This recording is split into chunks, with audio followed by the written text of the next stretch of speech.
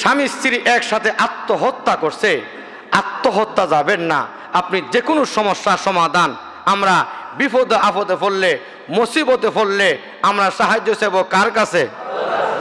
করবে আমি আল্লাহ খাবারের ব্যবস্থা করে দিলাম রে বান্দাম, আমি আল্লাহ ছিলাম তোমার প্রতি সহায়। মা জানতো না, বাবা জানতো না, আমি আল্লাহ সব আমি আল্লাহ নিয়ন্ত্রণ করলাম। ও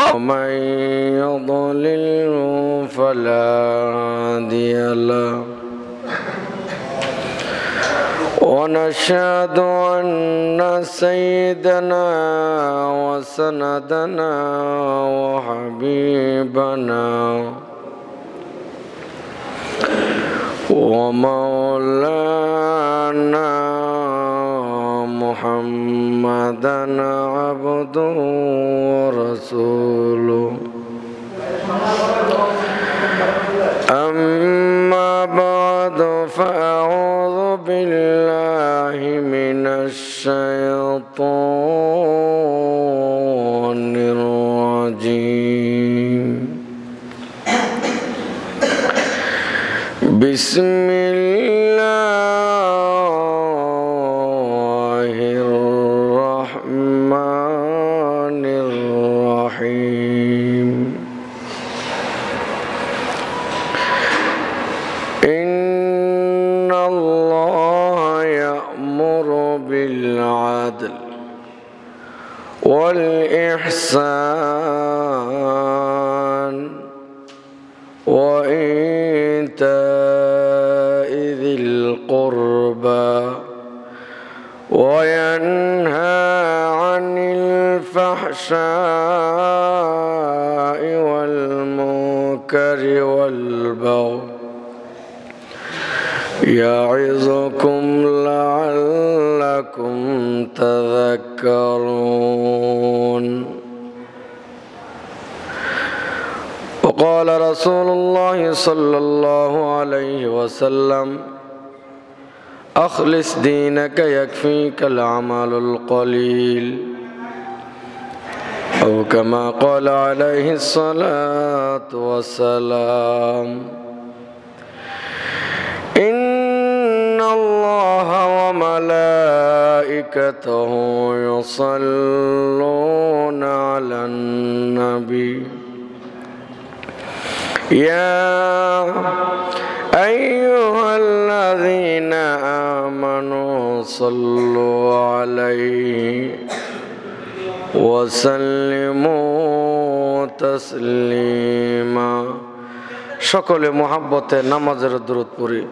আল্লাহুম্মা সাল্লি আলা মুহাম্মাদ ওয়া আলা আলি মুহাম্মাদ কামা সাল্লাইতা আলা ইব্রাহিম ওয়া আলা আলি ইব্রাহিম ইন্নাকা হামিদুম মাজিদ।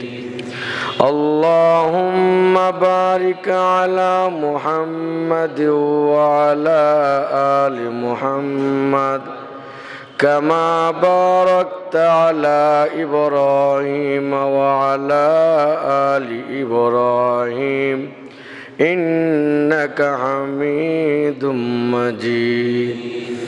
بلغ العلا بكماله كشف الدجى بجماله حسنت جميع خصاله صلوا عليه وآله.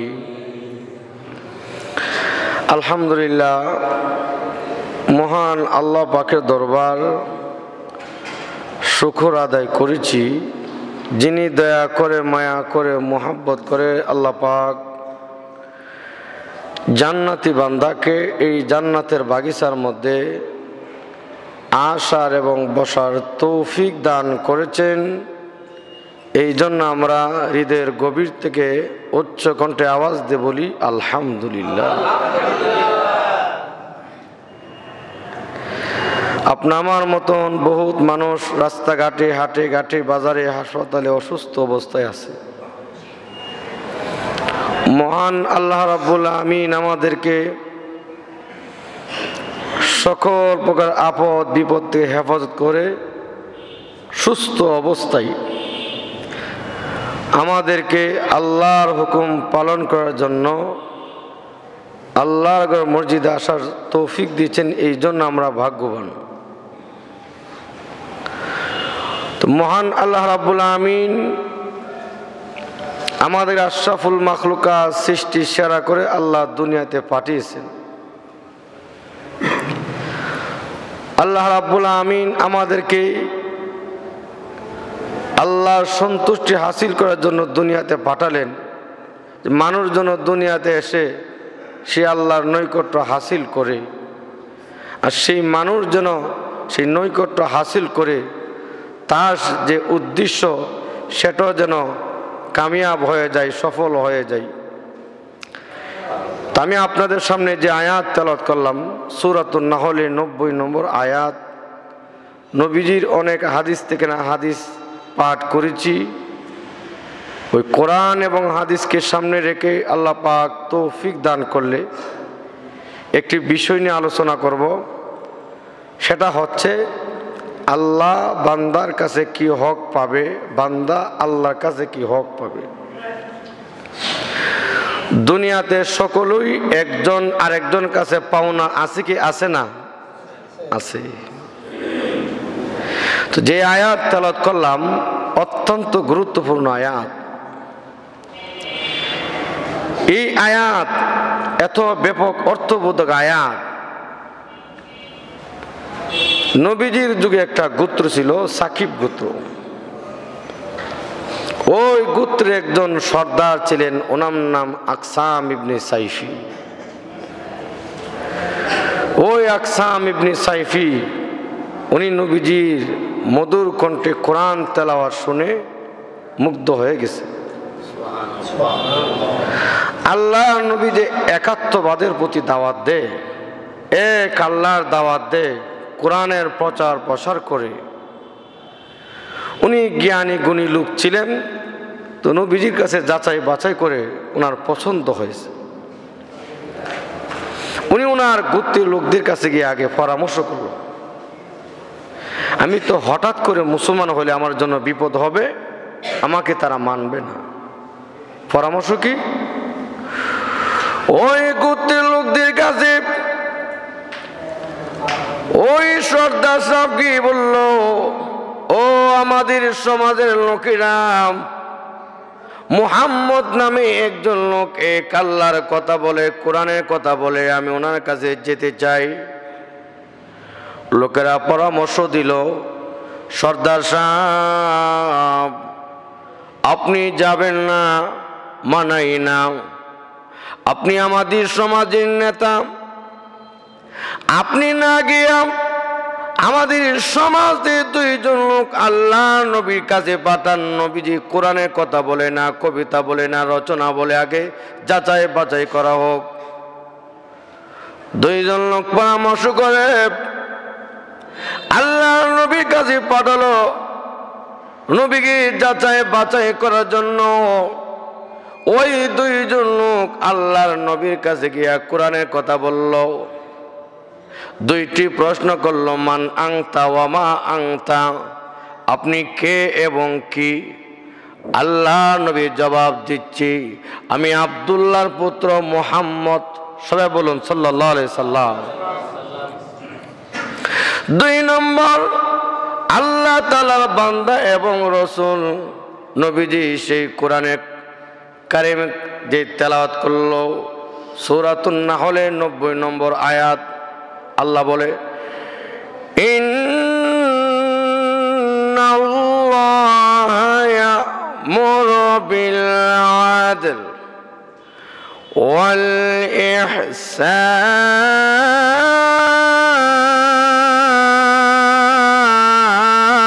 ইহসান ওয়া ইতা'i যিল কুরবা ওয়া ইয়ানহা আনিল ফাহশা'i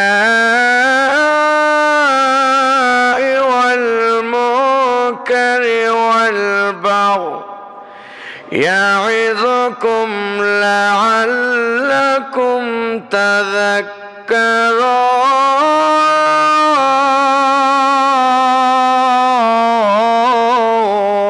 আল্লাহু আকবার। আল্লাহর নবী মধুর কণ্ঠে কোরআনে কারীম তিলাওয়াত করলো। ওই দুইজন লোক কোরআনের প্রতি মুগ্ধ হয়ে গেল। ওগো নবীজি, এত সুন্দর কোরআন তেলাওয়াত, লোকেরা আপনাকে জাদুঘর বলে, আপনাকে পাগল বলে, কবি বলে। ওগো নবীজি, এই কোরআন কবিতা হতে পারে না, রচনা হতে পারে না। হে নবী, আবার তেলাওয়াত করুন। আল্লাহ নবী একাধিকবার আয়াত তেলাওয়াত করলো, ওদের মুখস্থ হয়ে যায়। ওরা ওদের গুত্তির কাছে গিয়া এবার বলল, সমাজের লোকেরা রে, নবীজি কোরআনের কথা বলে, কবিতা বলে না, রচনা বলে না। তোরা যদি সফলতা অর্জন করতে চাস, আর বিলম্ব না করে সকলেই কালেমা পড়ে মুসলমান হয়ে যা। ওই গোত্রের লোকেরা সকলেই কোরআনের প্রতি মুগ্ধ হয়ে আল্লাহ নবীর হাতে হাত রেখে কালেমা পড়ে মুসলমান হয়ে গেল। সুবহানাল্লাহ। কোরআনের অ্যাকশন আসেনি, কোরআনের অ্যাকশন, কোরআনের আলোচনা দ্বারা জীবন পরিবর্তন হয়, মানুষের জীবনে শান্তি আসে, ভালো লাগে। আল্লাহ নবীর তেলাওয়াত শুনে ওই গোত্রের লোকগুলো সফল কাম হয়ে গেল। এই জন্য এই আয়াত এত ব্যাপক অর্থবোধক আয়াত। তাফসীরের কিতাবে লিখেছেন, এই আয়াত গোটা 30 পারা কোরআনের, এই আয়াতের ব্যাখ্যা হলো গোটা 30 পারা কোরআন। জোরে কোন সুবহানাল্লাহ। সেই আয়াতের মধ্যে আল্লাহ পাক 6টি কথা বলছে। যেরকম কয়টি কথা? 6টি কথার মধ্যে প্রথম 3 কাজের আদেশ, শেষের 3 কাজের নিষেধ। তাহলে 6 কথার মধ্যে প্রথম 3 কাজের আদেশ আর শেষের 3 কাজের নিষেধ। তো আসুন, প্রথম কথা আল্লাহ কি বলছে? আল্লাহ বলছে, ইন্নাল্লাহা ইয়া'মুরু বিল আদল। মহান আল্লাহ রাব্বুল আলামিন সেই আয়াতের প্রথম অংশেই আদলের ওয়াজ করছে। আদল শব্দের ব্যাখ্যা কি? তার ব্যাখ্যা হলো প্রাপকের প্রাপ্য দিয়ে দেওয়া, হকদারে হক দিয়ে দেওয়া, পাওনাদারে পাওনা দেওয়া। পাওনাদারে পাওনা কি? আমি আপনার কাছে 10 টাকা পাওনা, আপনি আমার কাছে পাওনা। আপনি যদি আমার পাওনা না দেন, আমি আপনার পাওনা দেব না। না দিলে হবে ইনসাফ। আপনি যদি আমার পাওনা না দেন, না দিলে কি হবে? বেইনসাফ। আপনি যদি আমার পাওনা না দেন, না দিলে হবে বেইনসাফ, আর দিলে হবে ইনসাফ। এই জন্য আল্লাহ পাক ইনসাফ করার আল্লাহ আদেশ করছেন, পাওনাদার পাওনা দাও। তো সকলের কাছে সকলে আগে হক পাবে কে? আরো জোরে কোন কে? আল্লাহ। আল্লাহ এত অধিকার কেন?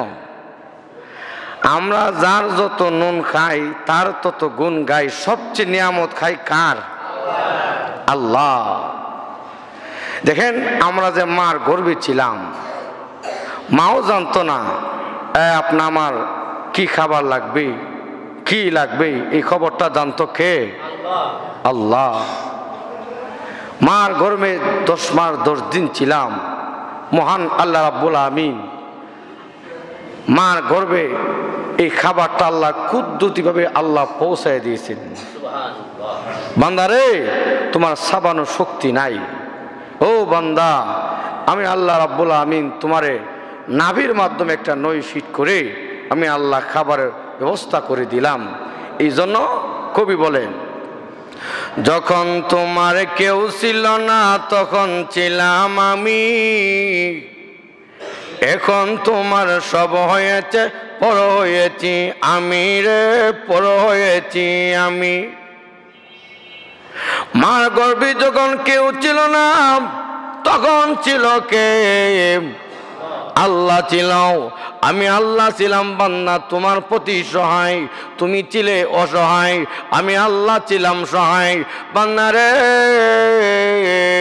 এই জন্য ও বান্দা তোমার খাবারের চিন্তা নাই, মার টেনশন নাই, বাবার টেনশন নাই, কেন নাই? আমি আল্লাহ রাব্বুল আমিন তোমার জিম্মাদার হয়ে গেলাম। আল্লাহু আকবার। রে বান্দা,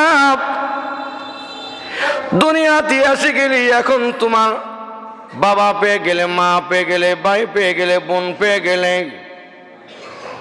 এখন তোমার সব হয়েছে, পর হয়েছি আমি রে, পর হয়েছি আমি। দুনিয়াতে আব্বু আম্মু পেয়ে, ভাই বোন পেয়ে বন্ধ করবে, আমি আল্লাহ খাবারের ব্যবস্থা করে দিলাম রে বান্দাম। আমি আল্লাহ ছিলাম তোমার প্রতি সহায়, মা জানতো না, বাবা জানতো না, আমি আল্লাহ সব, আমি আল্লাহ নিয়ন্ত্রণ করলাম। ও বললাম এখন তোমার সব হইয়া দুনিয়ার চাকচিক্য পাইয়াম, আমি আল্লাহরে বইলা গেলাম না, তোমার বন্ধু বান্ধব বড় নাম, তোমার ছেলে মেয়ে বড় নাম, আত্মীয় স্বজন বড় না, সবচেয়ে বড় হইলাম আমি আল্লাহ। সবচেয়ে বড় কে? মুয়াজ্জিন ডাকে আল্লাহু আকবার, আল্লাহু আকবার। আল্লাহ সবচেয়ে বড়, আল্লাহ সবচেয়ে মহান। সবচেয়ে বড় কে? আল্লাহ সবচেয়ে বড়। হাইয়া আলাস সালাম, আসো নামাজের দিকে। হাইয়া আলাল ফালাহ, আসো কল্যাণের দিকে। যুবক, এখন তুমি খেলা মেলা নিয়ে ব্যস্ত, আনন্দ উল্লাস নিয়ে ব্যস্ত। আমি আল্লাহর বিধিবিধান মানো, আমি আল্লাহর বড় মনে করো, আমি আল্লাহর সবচেয়ে বেশি অগ্রাধিকার দাও রে বান্দা, কারণ আমি আল্লাহ হলাম সবচেয়ে বড়। সবচেয়ে বড় কে? আল্লাহ। আমার আল্লাহর কাজের পরে আমার অন্য কাজ, তাহলে সবার আগে সব কাজ কার? আল্লাহ। সে আল্লাহর কাজকে আমরা অগ্রাধিকার দিতে হবে, আল্লাহকে প্রাধান্য দিতে হবে।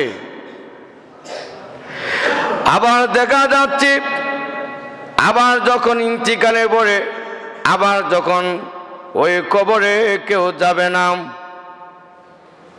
সব বন্ধু বান্ধব আত্মীয় স্বজন সবাই দূরে সরে আসবে।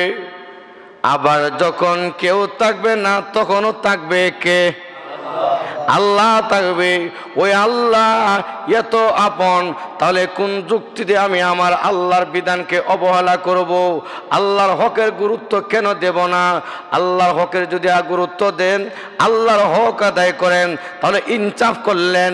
আল্লাহ বলে বান্দা রে, ইনসাফ করলে ও বান্দা, আমি আল্লাহর পাওনা দিলে, আমি আল্লাহর হক আদায় করলে, আমি আল্লাহর হক আদায় করলে, ও বান্দা তোমার যত সমস্যা আছে আমি মহান আল্লাহ তোমার সমাধান করে দেব। তাহলে সবচেয়ে বড় কে? আল্লাহ। এই জন্য যত জায়গা আল্লাহ পাক বান্দার হকের আলোচনা করেছেন, তার আগে আল্লাহর হকের আলোচনা। আরেক আয়াত আল্লাহ বলেন, وَقَضَى رَبُّكَ أَلَّا تَعْبُدُوا إِلَّا إِيَّاهُ وَبِالْوَالِدَيْنِ إِحْسَانًا।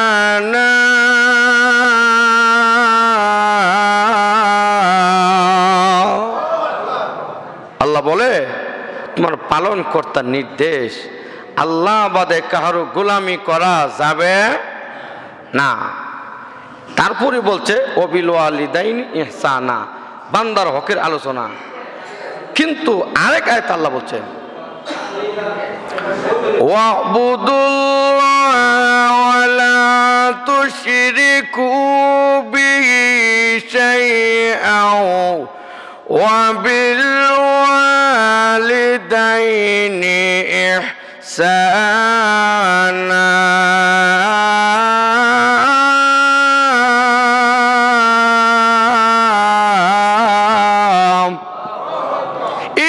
আল্লাহ বলে ওয়াবুদুল্লাহ, আল্লাহর ইবাদত করো। কার ইবাদত? ওয়ালা তুশরিকু বিহি শাইআ, এবং আল্লাহর সঙ্গে কাউকে শরীক করা যাবে। শরীক কি? আল্লাহকে বাদ দিয়া ফেরাউনকে সেজদা দেওয়া, আল্লাহকে বাদ দিয়া গায়রুল্লাহর পূজা করা, আল্লাহকে বাদ দিয়া দুনিয়ার মানুষের কাছে মাথা নত করা, আল্লাহকে বাদ দিয়া মূর্তির কাছে মাথা নত করা, এটা শিরিক। আর শিরিক গুনাহটা মহান আল্লাহ পাক ক্ষমা করবে না। এই জন্য আল্লাহ বলছে ওয়াবুদুল্লাহ, আল্লাহর ইবাদত করো, ওয়ালা তুশরিকু বিহি শাইআ, এবং আল্লাহর সঙ্গে কাউকে শরীক করা যাবে না। এরপরই বান্দার হকের আলোচনা। তার বান্দার হকের আগে আল্লাহর হকের আলোচনা এসেছে।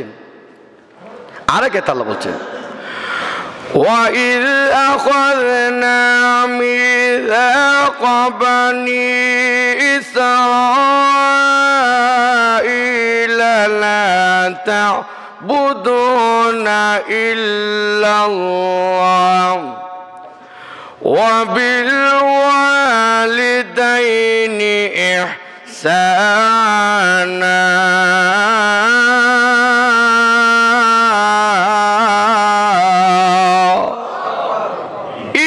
আল্লাহ বলছে স্মরণ করো যখন বনি ইসরাইলদের কাছ থেকে অঙ্গীকার নিয়েছিলাম, এ বনি ইসরাইলরা আল্লাহ বাদে কারো গোলামি করা যাবে না।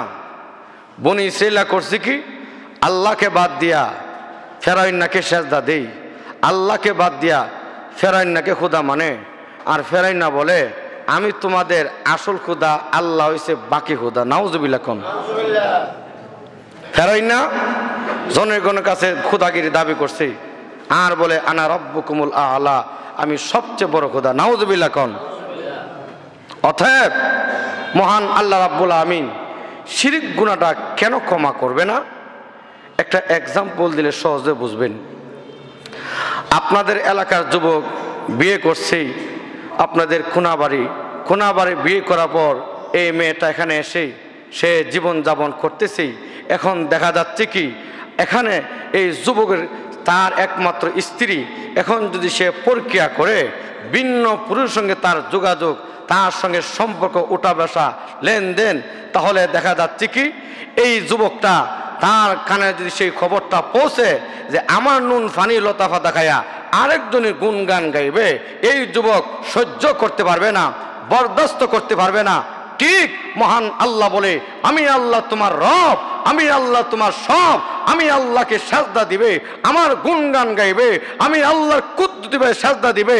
আমার গুণগান না গায়া মূর্তির সাজদা দিবা, আমি আল্লাহর গুণগান না গায়া দুনিয়ার মানুষের কাছে মাথা নত করবা। এরা ডাইরেক্ট শিরক। যেরকম ঠিক না বেঠে? মহান আল্লাহ রাব্বুল আমিন এই বডিটা ফেরেশতাদের মাধ্যমে আল্লাহ নির্মাণ করলেন, আর চেহারাটা আল্লাহ পাক নিজ হাতে কুদরতিভাবে আল্লাহ সৃষ্টি করছেন। যেরকম সুবহানাল্লাহ। এই কপালটা নত করব কার কাছে? আল্লাহর কাছে। আল্লাহ বাদে কপালটা কারো কাছে নত করা যাবে? সেজদা পাওয়ার যোগ্য কে? আল্লাহ। এটা আমরা সবাই জানতে হবে, বুঝতে হবে। মহান আল্লাহ রাব্বুল আমিনের কাছে আমরা মাথা নত করব। এই জন্য এই ইবলিস আল্লাহর একটা হুকুম অমান্য করার কারণে সে লাঞ্ছিত বঞ্চিত হয়ে গেছে, আল্লাহ রহমত থেকে সে জাহান্নামী হয়ে গেছে। এই ইবলিস আল্লাহকে সেজদা দেন নাই। এই জন্য ইবলিসও বলছে আমি মানব জাতিরে দুঃখা দিয়া তাদেরকে জাহান্নামে বানাইব যেন সেজদা না দে। আর ইবলিসও চায় যে মানুষ যখন নামাজ না পড়বে অন্য অন্য গুনার কাজে সে সহজে দাবিত হইতে পারবে। লোকটা যখন নামাজি হয়ে যাবে, সেজদা দিয়া দিবে আল্লাহকে, সে রহমত প্রাপ্ত হইব। আমি যখন রহমত প্রাপ্ত না, আমি যখন লাঞ্ছিত বঞ্চিত হয়েছি, ও সেও চাইতেছে মানব জাতিকে লাঞ্ছিত বঞ্চিত করতে। তাহলে আমি জিজ্ঞাসা করতে চাই, আমরা ইবলিসের কথা মানবো না আল্লাহর কথা মানবো? তাহলে সেজদা দিব কাকে? সে আল্লাহ বাদে কাউকে সেজদা দেওয়া যাবে না। এই জন্য আল্লাহ আমাদের রব, সেই রবকে আমরা স্বীকারোক্তি দিয়া সেই আল্লাহর গোলামি করতে হবে। তো সাহাবী বলল হুজুর আল্লাহ বান্দার কাছে কি হক পাও না, বান্দা আল্লাহর কাছে কি হক পাও না? আল্লাহ রসুল জবাব দিচ্ছি, আল্লাহ রাব্বুল আমিন বান্দার কাছে দুইটা হক পাওনা, আর বান্দা আল্লাহর কাছে একটা হক পাওনা। বান্দা সর্বপ্রথম আল্লাহকে লা শরীক জানবে, 2 নাম্বার একমাত্র বন্দেগী করবে আল্লাহর। জোরে কোন কার? আর বান্দা আল্লাহর কাছে জান্নাত পাবে। এক মহিলা নবীজির কাছে প্রশ্ন করলো, ইয়া রাসূলুল্লাহ, ইয়া হাবিবাল্লাহ, আল্লাহ নবী গো, আল্লাহ রাব্বুল আমিন বান্দা বান্দিকে কি পরিমাণ দয়া মায়া করে। আল্লাহ নবী ডাক দেব, হে নারী, পৃথিবীর মধ্যে এমন কোন মহিলা আছে তার সন্তান কি আগুনের মধ্যে জ্বালাবে? মহিলা জবাব দেয় না, এমন কোনো মা নেই নিজ হাতি চুলার মধ্যে আগুনে জ্বালাবে। আল্লাহ নবী বলল, মহিলা মা যেমন তার সন্তানকে দয়া মায়া করে, এর চেয়ে বেশি গুণ আল্লাহ তার বান্দা বান্দিরে দয়া মায়া করে। সুবহানাল্লাহ। মহিলা আবার কঠিন প্রশ্ন করেছে, ওগো নবীজি, আল্লাহ যদি এত দয়া মায়া করে, কোন যুক্তিতে ওই বান্দা বান্দিকে আবার জাহান্নামের আগুনে জ্বালাবে? এটা তো আমার বুঝে আসে না। মা তো আগুনে জ্বালাবে না। নবীজি সাজদায় পড়ে গেল। মহান আল্লাহ রাব্বুল আমিন ওহী পাঠালেন, জিবরাইল আমার বন্ধুর কানে কানে গিয়ে বল, মহিলা যে প্রশ্ন করেছে মহিলাকে জানাই দিতে। এ মহিলা, আল্লাহ রাব্বুল আমিন জানাই দিয়েছে, যে বান্দা আল্লাহর বন্দেগী করবে সে হবে বান্দা, আর যিনি বান্দা হবে আমার আল্লাহ বলেছে ওই বান্দা বান্দিকে আমার আল্লাহ জাহান্নামের আগুনে জ্বালাবে না। তাহলে বান্দা হইতে গেলে বন্দি করার দরকার আছে কি আছে না? দুনিয়াতে যিনি চাউলের ব্যবসা করে ওনাকে চাউলের ব্যবসায়িক বলে, যিনি দুধের ব্যবসা করে দুধের ব্যবসায়িক বলে। আর বান্দা হইতে গেলে বন্দি করার দরকার, যিনি আল্লাহর বন্দি করবে ওনাকে আল্লাহ বান্দা হিসাবে আখ্যায়িত করেছেন, ঘোষণা করেছেন। আর বান্দা হলে জাহান্নামের আগুনে জ্বালাবে না। তাহলে আমরা বান্দা হইব কার? আল্লাহর। তো সেই আল্লাহর বান্দা হইতে গেলে বন্দি করার দরকার আছে কি আছে না? একমাত্র আল্লাহর বন্দি করব, আল্লাহর দাসত্ব করব, সেই আল্লাহ বাদে কারো কাছে মাথা নত করব না। কারণ আমরা কিন্তু নামাজি কথা বলি। আমি একদিন পত্রিকা পেয়েছিলাম, একটা লোক শ্রমিক আত্মহত্যা করে, নিজেও আত্মহত্যা করেছে এবং ওনার স্ত্রীও। ইসলামের মধ্যে সুন্দর সুন্দর আলোচনা, এমন কোনো আলোচনা নাই। সর্বদিক দিয়ে আল্লাহ পাক কোরআনে এবং নবীজি যা হাদিসে বইলা গেছে সব কিছু এখানে আছে। কিন্তু সেই আমল না করে আমরা নিজ হাতে নিজের জান দিয়ে দিই। আত্মহত্যা মহাপাপ। আত্মহত্যা, লোকটা দেখলাম কি উনি দিনে আনে দিনে খা, কয়েকদিন উপবাস, কাজকর্মে যেতে পারে নাই। তো শহরে তো সবাই আর বাকি দেই না, অভাবের সংসার, ঘরে খাবারও নাই, ওষুধও কিনতে পারে না। দুজন ফাঁসির কাস্টে জুইলে আত্মহত্যা করছে। নাউজুবিল্লাহ। কোন দেখেন, মহান আল্লাহ রাব্বুল আমিন কোরআনে বইলা দিছে, যে কোনো সমস্যায় সম্মুখীন হইবা নামাজের মাধ্যমে আল্লাহর কাছে সাহায্য চাবেন। আপনি ধনী হন গরিব হন, আমরা তো নামাজ এই কথা বলি, ইয়াকা না'বুদু ওয়া ইয়াকা নাস্তাঈন।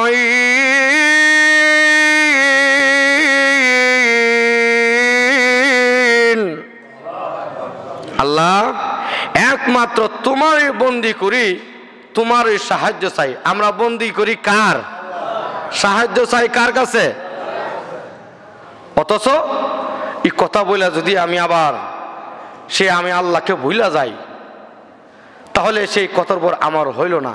আল্লাহ পাক আরেক আয়াতে আল্লাহ বলছে, ইয়া আইয়ুহাল্লাযীনা ইস্তাঈনু বিস-সাবরি ওয়াস-সালাম ইন্নাল্লাহা মা'আস-সাবিরিন।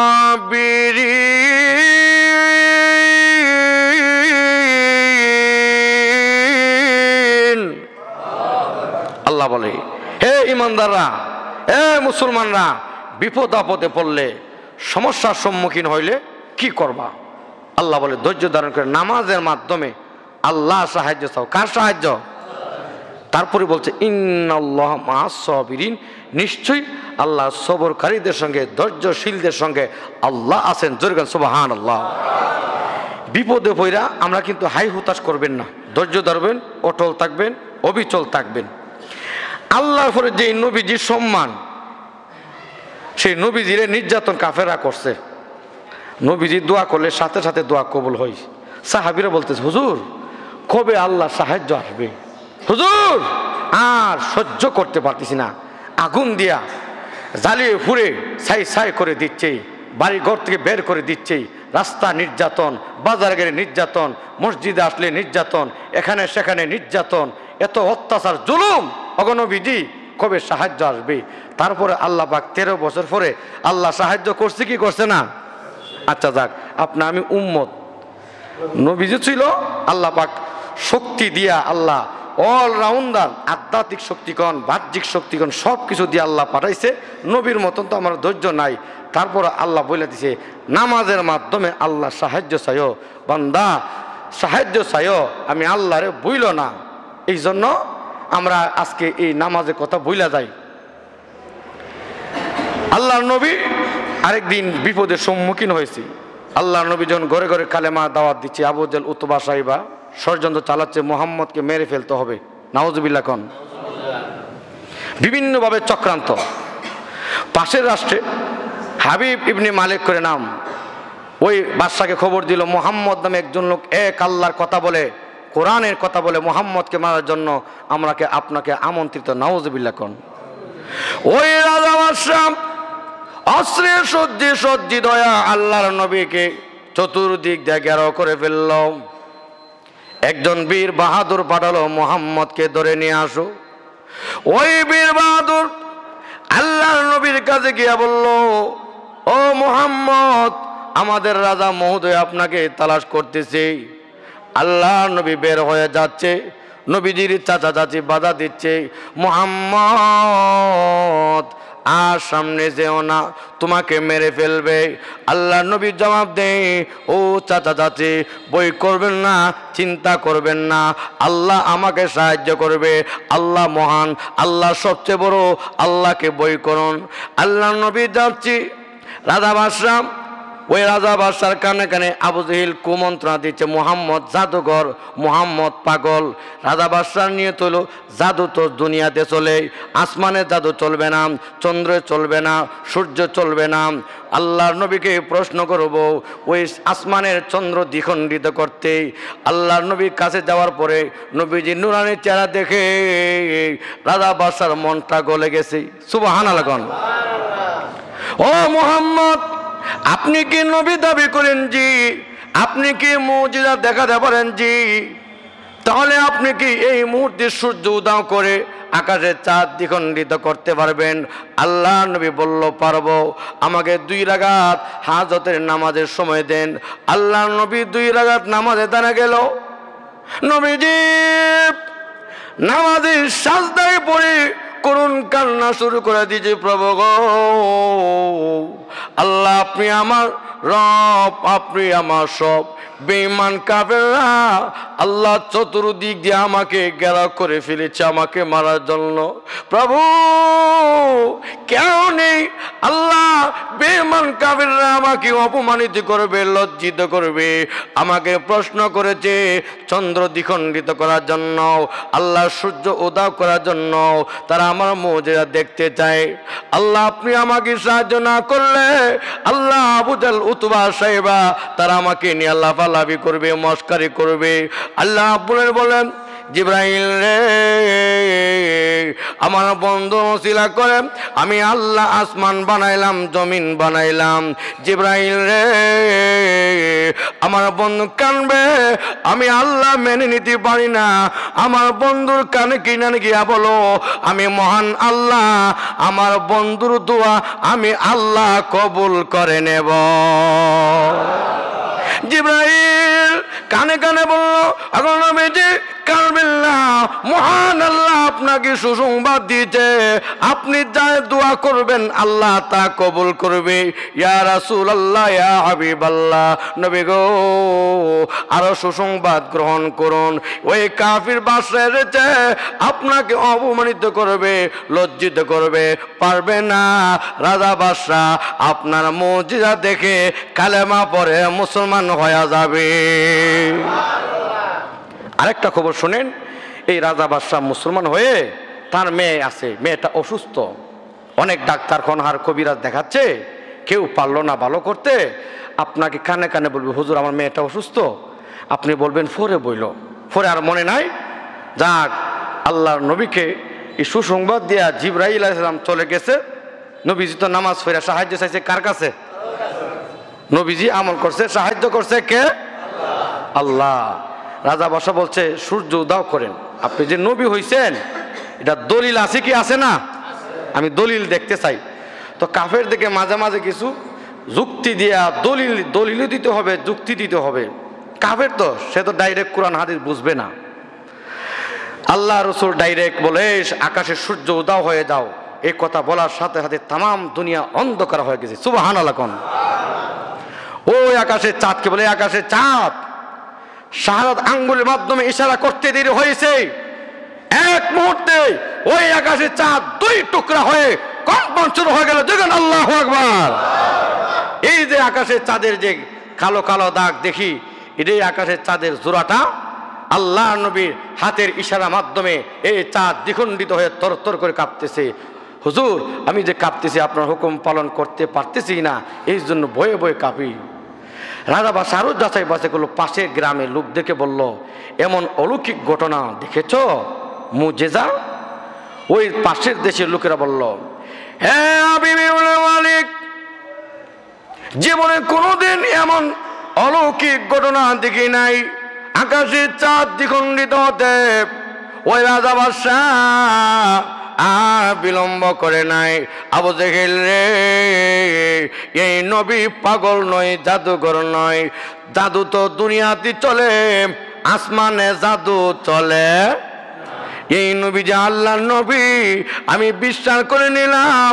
ওই রাজা বাদশা কালেমা পড়ে নিল, লা ইলাহা ইল্লাল্লাহ মুহাম্মাদুর রাসূলুল্লাহ সাল্লাল্লাহু আলাইহি ওয়াসাল্লাম। রাজা বাদশা কালেমা পড়ে মুসলমান হয়ে গেল। আল্লাহু আকবার। আবু জেহেল তো ফাইজামা করুন, এত টাকা খরচ করে মুহাম্মদকে মারার জন্য নিয়ে আসলাম, সেই মুহাম্মদ দিয়ে এখন দেখা যাচ্ছে কি কালেমা পড়ে মুসলমান হয়ে গেছে মুহাম্মদের কাছে রাজা বাদশাহ। এখন রাজা বাদশাহ আমার দলের লোক না হইয়া মুহাম্মদের দলের লোক হয়ে গেছো।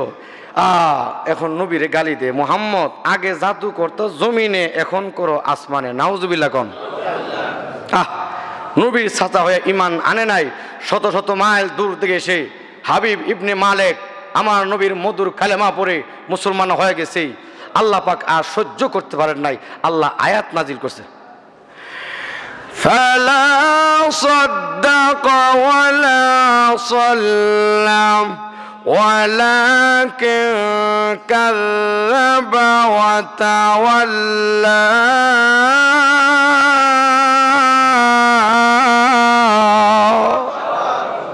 আল্লাহ আয়াত নাজিল করছে, ফালা সাদ্দাকা ওয়ালা সাল্লা, সে বিশ্বাস করেনি, নামাজ পড়েনি।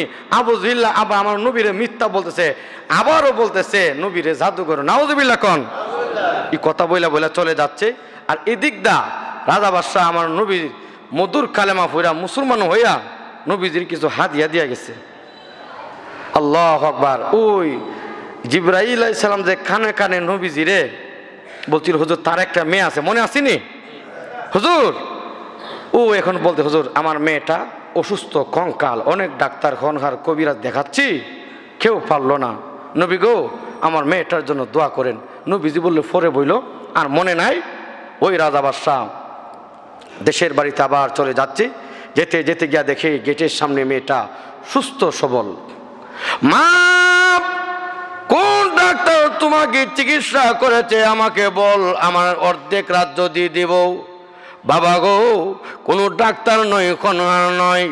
ও আব্বু, আপনি যখন মক্কা গিয়েছিলেন আমি স্বপ্নের মাধ্যমে আমার নবীজির দেখেছি, নবীজি কালেমা দাওয়াত দিচ্ছে। বাবা গো ওই কালেমা পড়ার সাথে সাথে আমি জাগ্রত হয়ে দেখি এই মধুর কালেমার ওসিলা করে আমার আল্লাহ আমাকে সুস্থ করে দিয়েছে। এ আমার আব্বু, আল্লাহ আমাকে ভালো করেছে। ও মা, বুঝতে পেরেছি যে মধুর কালেমা তুমি গ্রহণ করেছো মা গো, আমি সেই মধুর কালেমা নিয়ে আসলাম। এই জন্য বাবারা ভাইরাম, আল্লাহ রাব্বুল আমিন সর্বশক্তিমান, যেরকম ঠিক না বেঠিক?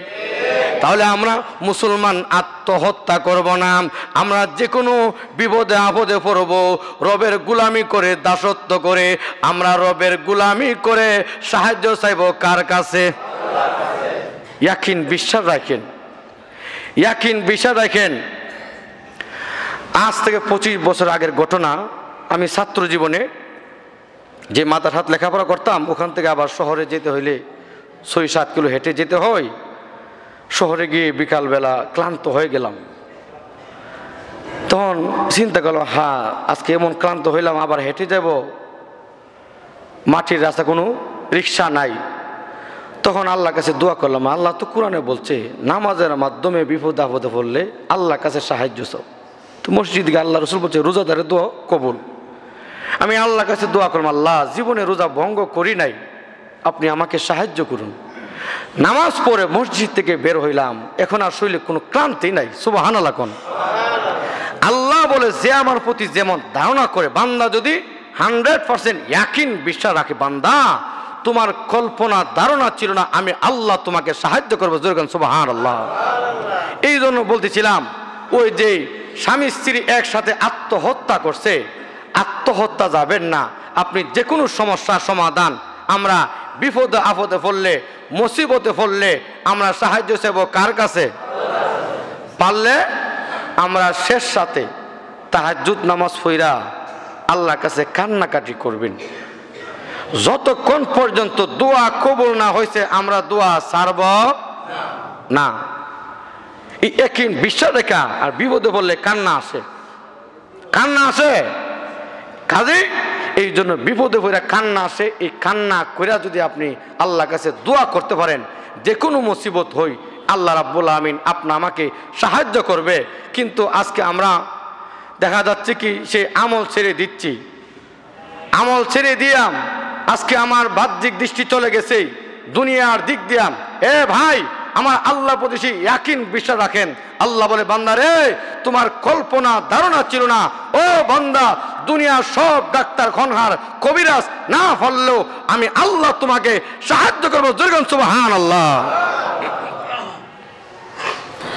তো এক বুজুর্গ নামাজের সময় হয়ে গেছে, তো আল্লাহওয়ালা যারা তারা হালাল রুজি করতে গিয়া বহুত কষ্ট করে। তো হুজুর ঘরের মধ্যে খাবার নেই, এখন স্ত্রী বলতেছে আটা নেই, আটা আনতে হবে। এদিকে হুজুরের জোহর নামাজ পড়ে ঘরে আসছে, ক্লান্ত হয়ে গেছে, একটু আরাম করে তারপর ইনশাল্লাহ যাব। হুজুর ক্লান্ত হয়ে ঘুমাইছে, আবার দেখাচ্ছে আসরের আজান হয়ে গেছে। এখন তো ঘুম থেকে উঠে দেখে সময় চলে গেছে, আসর নামাজ পড়তে হবে, আবার বাজারে যেতে হবে, আবার একটু যে জমিনে যেতে হবে, জমিনের মধ্যে পানি দিতে হবে। আজকে পানি না দিলে আগামীকাল ফসল ফলাইতে পারবো না। আবার দেখা যাচ্ছে আমার গাভীটো দিয়ে আসলাম, এখন কি করব, হাতের মধ্যে 3 কাজ, এখন সামনে নামাজ, এখন আসর নামাজ পড়বে না বাজারে গিয়ে আটা নিয়ে আসবে, না জমিনে যাবে, না আবার গরুটা নিয়ে আসবে। হুজুর ডাইরেক্ট নামাজে চলে গেছে, নামাজ পড়ে আল্লাহু আকবার জিকির আজকার করতেছি। এখানে কিন্তু নামাজের মধ্যে হাই হতাশ নাই। আমরা তৈলে পিছনে কাজ, আমার সামনে কাজ আছে, তাড়াতাড়ি নামাজ সেরে আমি কাজ আগে প্রাধান্য দিতাম আর নামাজের দ্রুত গতিতে চালাইতাম। কিন্তু আল্লাহ ওয়ালারা ধীরে স্থিরে নামাজ পড়ে আবার কিছু জিকির আজকার করে এবার যাচ্ছে জমিনে গিয়া দেখে ওনার জমিনে যে খেয়ে পানি দিয়ে রাখছে। পাশের এক লোক উনি দেখা যাচ্ছে কাজকর্ম করছে, ভাই আমার জমিনের মধ্যে খেয়ে পানি দিল। হুজুর আপনার ভাগ্য ভালো, আমার জমিনে পানি দিয়েছিলাম, ইঁদুরের গর্ত ছিদ্র দিয়া আপনার জমিনের মধ্যে সব পানি চলে গেছে। ব্যবস্থা করছে কে?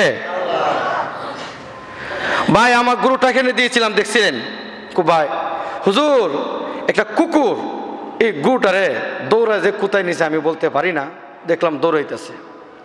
হুজুর এখন দুই কাজ চিন্তা, এখন টেনশন পড়ে গেছে, গরুটা কি অবস্থা। যাক বাড়িতে আস্তে আস্তে মাগরিবের সময় হয়ে গেছে, চিন্তা করলো বাড়িতে গরুর চিন্তা পড়ে নামাজ পড়ে নি।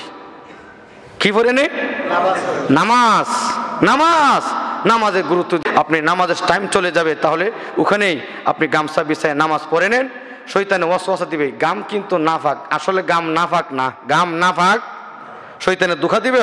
বাড়িতে গিয়ে গোসল দিয়ে তারপর ফ্রেশ হয়ে নামাজ পড়বে। আমার গোসল দিতে দিতেই এখন আমার ফ্রেশ হইতে হইতে আমার নামাজের সময় ওয়াক্ত চলে যাবে। অতএব এই জন্য সময় মতো নামাজ পড়া ফরজ, সময় মতো নামাজ পড়া ফরজ। এই জন্য তাহলে আল্লাহ যেমন বড় আল্লাহর কাজও, আল্লাহ যেমন মহান আল্লাহর কাজও মহান। সেই আল্লাহর কাজকে আমরা গুরুত্ব দিতে হবে। আল্লাহর কাজকে গুরুত্ব দিয়ে যদি আমরা আল্লাহর সাহায্য চাই তাহলে মহান আল্লাহ রাব্বুল আমিন আপনা আমাকে সাহায্য করবে। আর দুনিয়াকে যদি আমরা প্রাধান্য দেই, দুনিয়ার পিছনে ঘুরবেন, দুনিয়া আপনাকে লাথি মারবে। আর দুনিয়াকে লাথি মারলে দুনিয়ার আপনার পিছনে সব কিছু ঘুরতে থাকবে। এই জন্য আপনার কাছে অনুরোধ, যে কোনো বিপদ আপদে পড়ব, মুসিবতের মাধ্যমে বিপদের পইরা আমরা সাহায্য চাইব কার কাছে? ইয়াকিন বিশ্বাস রাখবেন, আল্লাহর প্রতি বিশ্বাস রাখলে এই জন্য আত্মহত্যা করবেন না।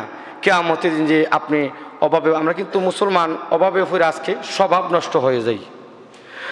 নবীজি বলে বেঈমান কাফের দিকে আল্লাহ পাক এমন সম্পদ দিল, স্বর্ণ ইয়াকুত মারজান পাথর দিয়ে তারা দামি দামি বালাখানা বানাইতো।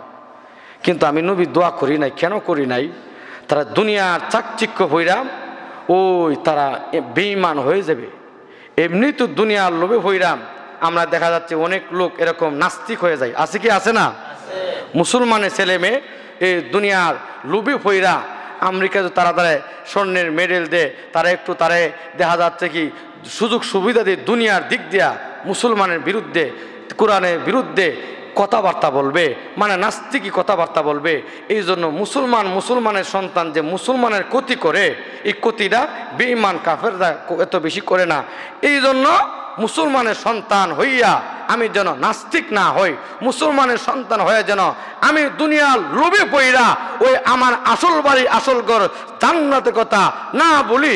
এই জন্য নবী বলছে আল্লাহ বেঈমান কাফেরদেরকে এত সম্পদ দিয়েন না। তারপরও আল্লাহ পাক মুসলমানরে সম্পদ দিছে। ও মুসলমান, তারপর সেই আল্লাহর বিধিবিধান মতে চললে আমার আল্লাহ রিজিক কমাবে না বাড়াবে? রিজিকের মালিক কে? আল্লাহ। আমার আল্লাহ সর্বশক্তিমান। এই জন্য অনেকে কিন্তু বলি অমুকে আমারে চালাইতেছে, অমুক না থাকলে আমার উপায় ছিল না। নাউজুবিল্লাহ কোন, এটা শিরিক হয়ে যাব। অমুকে আমাকে সাহায্য করে, আমার ভাই উমুকের মাধ্যমে আপনি আমাকে আল্লাহ চালা, ঠিক না বে? ঠিক। আল্লাহ উমুকের মাধ্যমে আল্লাহ চালাইতেছে, উমুক ডাইরেক্ট বললে এটাও শিরিক হয়ে যাবে। এই জন্য আল্লাহর প্রতি ইয়াকিন বিশ্বাস রাখেন। ইয়াকিন বিশ্বাস রাখলে ভাই মুসলমানের সন্তান হইয়া দুঃখের সঙ্গে বলতেছি আত্মহত্যা করবেন না। হ্যাঁ, আপনি গরিব মানুষ, আপনি আল্লাহর কাছে কান দেন। বহুত আলোচনা আছে, সাহাবা কেরাম, ওলি, গাউস, কুতুব, নবী, রাসূলুল্লাহ কষ্ট করে যে দোয়া করছে, আল্লাহ দোয়া কবুল করছে। এই জন্য একটা মানুষ কমপক্ষে এক সপ্তাহ না খেয়ে থাকতে পারে। এক সপ্তাহ তো আপনি দোয়া করে দেখেন না, আল্লাহর কাছে সাহায্য চেয়ে দেখেন। কিন্তু এই আমল করছে, নামাজ পড়তে গেলে 10 মণ ওজন লাগে, টাকা পয়সা লাগে? টাকা পয়সা লাগে না তো। আপনি তাহাজ্জুদ নামাজ পড়ে যদি কান্দেন কেউ বাধা দিবে না, টাকাও লাগবে না, কষ্ট হবে না। তাহলে আমি দুনিয়ার জন্য এত ভারী ভারী রৌদ্রের মধ্যে কাজ করতে পারি, মেহনত ফিকির করতে পারি, আমার পরকালে আল্লাহর জন্য আমি নামাজটা পড়তে পারি না। আল্লাহ রাব্বুল আমিন আমাদেরকে আল্লাহর হুকুম নবীর তরিকা মতে আল্লাহ যাতে আমাদের কাছে পাওনা বন্দিগি, আমরা বান্দা হয়ে আল্লাহর কাছে পাওনা জান্নাত। আমরা আল্লাহর কাছে কি পাওনা? জান্নাত। এখন আমি যদি আল্লাহর হক আদায় না করি, আল্লাহর পাওনা না দেই, আল্লাহ আমার পাওনা জান্নাত দিবে? দিবে না। আমি যদি আল্লাহর হক আদায় করি, তাহলে আল্লাহ পাক আমার হক ওই পরকালে আমি যে আল্লাহর কাছে জান্নাত পাও না, মহান আল্লাহ পাক আপনি আমাকে জান্নাত দান করবে। জোরে সুবহানাল্লাহ। তাহলে আমরা আল্লাহর হক আদায় করতে রাজি আছি তো ইনশাল্লাহ? ভাই দুনিয়াটা কিছুদিনের জিন্দিগি, কাজে 5 ওয়াক্ত নামাজ আমল করে দেখেন, নামাজের কি একটা মজা, কি স্বাদ। আপনি অতীতে যদি আমল না করে দেখেন, আমল করে দেখেন, আমল একটা মজা আছে, স্বাদ আছে। আল্লাহ পাক আমরা মুসলমানের সন্তান হয়ে যেন নামাজের দূরে সরে না দেখি আল্লাহর যে বিধিবিধান আমরা জীবনযাপন করে চলতে পারি, আমরা আল্লাহর হক আদায় করে যেন আমরা ঈমান আমল নিয়ে কবরে যেতে পারি। আল্লাহ পাক সেই তৌফিক দান করুন। সবাই কোন আমিন। সুবহানা রাব্বিকা রাব্বিল ইজ্জাতি আম্মা ইয়াসিফুন ওয়া সালামুন আলাল মুরসালিন আলহামদুলিল্লাহি রাব্বিল আলামিন। যারা সুন্নাত পড়েন 4 রাকাত কাবলাল জুমা পড়ে নেন। সাহায্য করছে কে? আল্লাহ। রাজা বাদশা বলছে সূর্য উদয় করেন। আপনি যে নবী হইছেন এটা দলিল আছে কি আছে না? আমি দলিল দেখতে চাই। তো কাফের দিকে মাঝে মাঝে কিছু যুক্তি দিয়া দলিল দিতে হবে, যুক্তি দিতে হবে। কাফের তো সে তো ডাইরেক্ট কোরআন হাদিস বুঝবে না। আল্লাহ রসুল ডাইরেক্ট বলে আকাশে সূর্য উদয় হয়ে যাও, এই কথা বলার সাথে সাথে তাম দুনিয়া অন্ধকার হয়ে গেছে। সুবহানাল্লাহ কোন। ওই আকাশের চাঁদকে বলে আকাশের চাঁদ, শাহাদাত আঙ্গুলের মাধ্যমে ইশারা করতে দেরি হয়েছে, এক মুহূর্তে ওই আকাশের চাঁদ 2 টুকরা হয়ে কম্পন শুরু হয়ে গেল। দেখেন আল্লাহু আকবার। এই যে আকাশের চাঁদের যে কালো কালো দাগ দেখি, এটাই আকাশের চাঁদের জোড়াটা। আল্লাহ নবীর হাতের ইশারা মাধ্যমে এই চাঁদ দ্বিখণ্ডিত হয়ে তরতর করে কাঁপতেছে। হুজুর আমি যে কাঁপতেছি আপনার হুকুম পালন করতে পারতেছি না, এই জন্য ভয়ে ভয়ে কাঁপি। রাজা বাদশা আরো যাচাই বাছাই করলো, পাশের গ্রামে লোক দেখে বলল এমন অলৌকিক ঘটনা দেখেছ মুজেজা? ওই পাশের দেশের লোকেরা বলল হ্যাঁ হাবিবুল মালিক, জীবনে কোনোদিন এমন অলৌকিক ঘটনা দেখি নাই। আকাশের চাঁদ দ্বিখণ্ডিত হতে ওই রাজা বাদশা আর বিলম্ব করে নাই। আবু জেহেল রে, এই নবী পাগল নয়, জাদুঘর নয়। জাদু তো দুনিয়াতে চলে, আসমানে জাদু চলে। এই নবী যে আল্লাহর নবী আমি বিশ্বাস করে নিলাম। ওই রাজা বাদশা কালেমা পড়ে নিল, লা ইলাহা ইল্লাল্লাহ মুহাম্মাদুর রাসূলুল্লাহ সাল্লাল্লাহু আলাইহি ওয়াসাল্লাম। রাজা বাদশা কালেমা পড়ে মুসলমান হয়ে গেল। আল্লাহু আকবার। আবু জেহেল তো ফাইজামা করুম, এত টাকা খরচ কইরাম মুহাম্মদকে মারার জন্য নিয়ে আসলাম। সেই মুহাম্মদ দিয়ে এখন দেখা যাচ্ছে কি কালেমা পড়ে মুসলমান হয়ে গেছে মুহাম্মদের কাছে রাজা বাদশাহ। এখন রাজা বাদশাহ আমার দলের লোক না হইয়া মুহাম্মদের দলের লোক হয়ে গেছো। এখন নবীরে গালি দে, মুহাম্মদ আগে জাদু করতো জমিনে, এখন করো আসমানে। নাউজুবিল্লাহ কোন। নবীর ছাতা হয়ে ইমান আনে নাই, শত শত মাইল দূর থেকে এসে হাবিব ইবনে মালিক আমার নবীর মধুর কালেমা পড়ে মুসলমান হয়ে গেছে। আল্লাহ পাক আর সহ্য করতে পারেন নাই, আল্লাহ আয়াত নাজিল করছে, ফালা সাদ্দাকা ওয়ালা সাল্লাম ওয়ালাকিন কাযাবা ওয়া তাওয়াল্লা।